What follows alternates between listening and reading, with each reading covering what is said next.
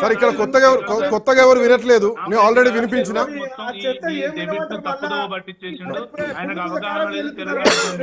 మళ్ళీ వినమండి, అవసరం లేదు సార్. తెలంగాణ ఇప్పటికే విని విని విని చెవులు గిల్లు అంటున్నాయి. గాయపడ్డది మళ్ళీ ఎందుకు వినిపిస్తాండి? అది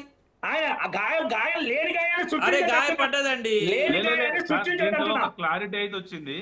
దీని మీద ఉన్నటువంటి క్లారిటీ ఏంటంటే బీజేపీ నాయకులకు కానీ, మోడీ గారు కానీ, సూర్య గారు ఆఫ్ టికెట్ కానీ అవగాహన రాహిత్యం, తెలంగాణ అంటే చిన్న చూపు.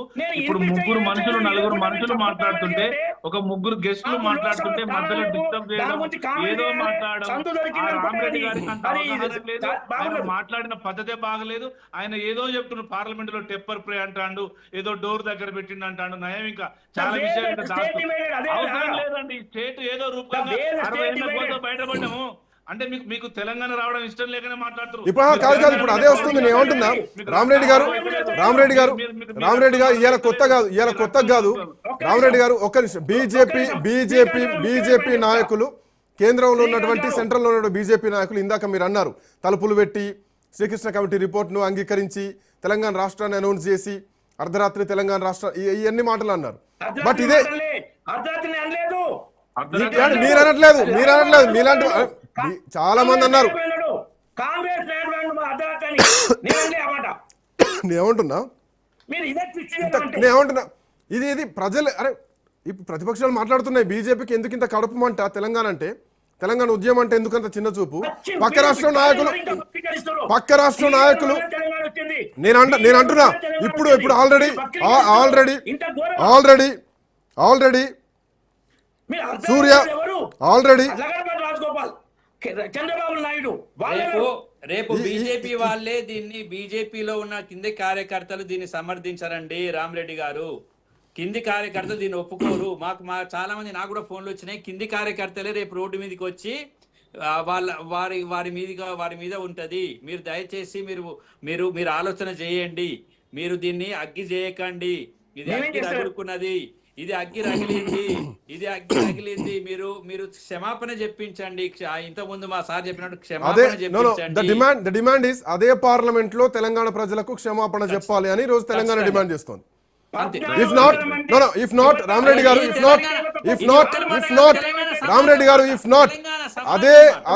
అదే పార్లమెంట్ లో తెలంగాణ ప్రజల డిమాండ్ మేరకు క్షమాపణలు చెప్పకపోతే తెలంగాణ రాష్ట్ర ప్రజలకు, భారతీయ జనతా పార్టీకి తెలంగాణలో పుట్టగతులు కూడా ఉంటాయి.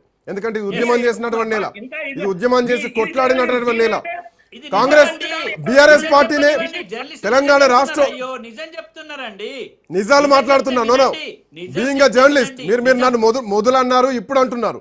Yes, being a journalist, but ఇది ఉద్యమ రాష్ట్రం, ఇది కొట్లాడిన రాష్ట్రంలో అందరూ ఉద్యమకారులే ఉంటారు, జర్నలిస్టులు ఉంటారు, టీచర్లు ఉంటారు, ప్రొఫెసర్లు ఉంటారు, ఎవ్రీవన్, ఆర్టీసీ కార్మికులు కానీ, సింగర్ అండ్ ఎంప్లాయీస్ కానీ, ఎవ్రీవన్ ఉద్యమంలో పాల్పంచుకున్న వాళ్ళే. రామరెడ్డి సార్ ఒక చిన్న విన్నపం ఏంటంటే, అన్ని రాష్ట్రాల లెక్క తెలంగాణ ఉండదు సార్. తెలంగాణ తిరగబడ్డ తెలంగాణ, ఎగిసిన తెలంగాణ, ఏరుబిడ్డ తెలంగాణ. ఇక్కడ తెలంగాణ అంటే ఒక పౌరుషము, ఒక నిజాయితీ, ఒక నిప్పు రవ్వ. ఉట్టిగానే మాట్లాడితే ఎట్లా సార్? మీరు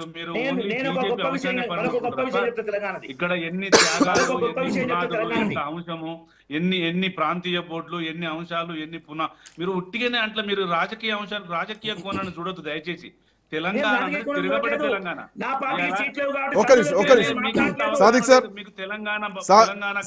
పుట్టిన వ్యక్తిగా మీకు పౌరుషం లేదు, నిజాయితీ లేదు, మీ మాటలు. నేను ఏమంటున్నా, దేశం మొత్తం, ఒక్క నిమిషం రామరెడ్డి గారు, 1 సెకండ్. అది సంబంధం లేని విషయం సార్. అది వాళ్ళ వ్యక్తిగతం, అది ఏమైనా కానీ తెలంగాణ ప్రజలు యాక్సెప్ట్ చేస్తే ఏదైనా ఓకే, బట్ ఇది మాత్రం యాక్సెప్ట్ చేసేటువంటి పరిస్థితి లేదు.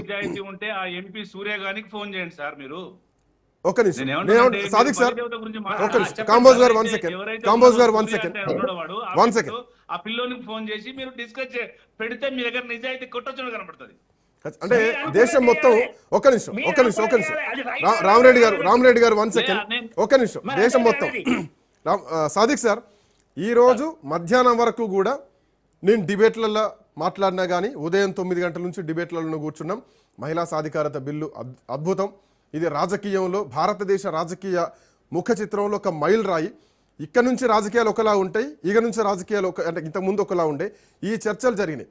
ఈవెన్ భారతదేశంలో ఉన్నటువంటి అన్ని రాష్ట్రాల్లో కూడా ఈ రోజు రాత్రి ఇవే చర్చలు జరుగుతాయి, అన్ని టీవీ ఛానల్లో ఇవే చర్చలు జరుగుతాయి. బట్ కమింగ్ టు తెలంగాణ విషయంలో మాత్రమే తెలంగాణ అస్తిత్వం మీద చర్చ జరుగుతుంది ఈరోజు. రేపొద్దున భారతీయ జనతా పార్టీ దీనికి సమాధానం చెప్పాలా. ఇవే పార్లమెంట్ సమావేశాల్లో తేజస్వి సూర్యతో క్షమాపణలు చెప్పించాలా అన్న డిమాండ్ ఈరోజు ప్రతిపక్షాల నుంచి ప్రజల నుంచి వస్తుంది. అది జరుగుద్దా, జరిగితే ఏంటి, జరగకపోతే ఏంటి, సాదిక్ సార్ ఎట్లాంటి పరిణామాలు చూడొచ్చు? ఖచ్చితంగా అండి, ఖచ్చితంగా. ఎందుకంటే తెలంగాణ రత్నాల వీణనే కాదు, తెలంగాణ గాయాల వీణ, గాయాలే కాదు, తెలంగాణ ఒక ఆత్మాభిమాన పోరాటం, ఒక సెల్ఫ్ రెస్పెక్టెడ్. మనము ఒక 4 రోజులు పస్తులు ఉన్నామంటూ ఉంటాం, 4 రోజులు తిండి తినకుండా ఉన్నామంటూ ఉంటాం, కావాలంటే చచ్చిపోతాం. కానీ తెలంగాణ పోరాటం గురించి మాట్లాడితే మనం భరించలేమండి. అది ఎవ్వరు భరించదు, తెలంగాణ సమాజం భరించదండి, తెలంగాణ సమాజం భరించదు. తెలంగాణ ఇంతకుముందు మన మిత్రులు కామోజ్ గారు చెప్పినట్టు అది ఒక పౌరుషం, ఒక ఉద్వేగం. తెలంగాణ ఒక ఎమోషన్. ఆ ఎమోషన్ను ఏ రాజకీయ పార్టీ కూడా పట్టుకోలేదు. అది ఏ రాజకీయ పార్టీలకు అతీతమైన ఎమోషన్. అది పార్టీలకు అతీతమైన ఎమోషన్. అది విధానాలకు అతీతం. ఆ రాజ్యాంగంలోని 3వ ఆర్టికల్ ద్వారా రాజ్యాంగ పరిధిలోకి వెళ్ళి ఉబికి పైకి వచ్చిన తెలంగాణ. కాబట్టి ఆ తెలంగాణ గురించి మాట్లాడే అర్హత ఎవరికి ఉంటుందండి? ఏ పార్టీకి ఉంటుంది? అందుకోసమని క్షమాపణ చెప్పుకుందాం. తప్పు జరిగిందని మీరు మాట్లాడాలి. క్షమాపణ వాళ్ళు ఏమంటున్నారంటే, రామచంద్రరావు ఏమంటున్నారంటే దాన్ని భూతద్దంలో పెట్టాల్సినటువంటి అవసరం ఏం లేదు అని ఇప్పుడు రామరెడ్డి గారు ఏదన్నారో రామచంద్రరావు గారు అదే అంటున్నారు. దీన్ని భూతద్దంలో పెట్టకండి, వక్రీకరిస్తున్నారని చెప్పేసి ఆయన మాట్లాడుతున్నారు. చిన్న second sir please. Srikanth sir, ఇప్పుడు తెలంగాణ పౌరుషం ఎట్లుంటుందంటే 140 స్పీడ్ లో శతాబ్ది ఎక్స్ప్రెస్ వచ్చి వరంగల్లో ఒక స్వర్ణ ఎట్లా పోటీ పడ్డదో అంత స్పీడ్ ఉంటుంది సార్. ఇక్కడ అంత బాధ ఉంటది. ఉట్టిగానే అంటే రాదు. ఏదో కర్ణాటకలో పుట్టిన వాళ్ళకి సపోర్ట్ చేస్తాం, మోడీకి సపోర్ట్ చేస్తాం, కాంగ్రెస్ సపోర్ట్ చేస్తాం అనేది ఈ గడ్డ మీద పుట్టినకి ఎవరికి ఉండదు. పార్టీలు వేరు, తెలంగాణ అంశం వేరు ఇక్కడ. ఎందుకంటే ఇక్కడ అన్ని అగర్ నైలియేతో చీల్చుకే లేంగి అన్నాం తెలంగాణ, అగర్ నైలియేతో చీల్చుకే లేంగి అన్నాం తెలంగాణ. అది గుర్తుపెట్టుకొని మన రాజకీయ అంశాలు, నా పార్టీ సిద్ధాంతం నేను ఒకటి చెప్తా, ఎవరి పార్టీ సిద్ధాంతాలు వాళ్ళు చెప్తారు. ఒక జర్నలిస్ట్ అభియోగం ఏముందని చెప్తారు, ఒక మేధావిగా ఒక విశ్లేషకుని వాళ్ళు చెప్తారు.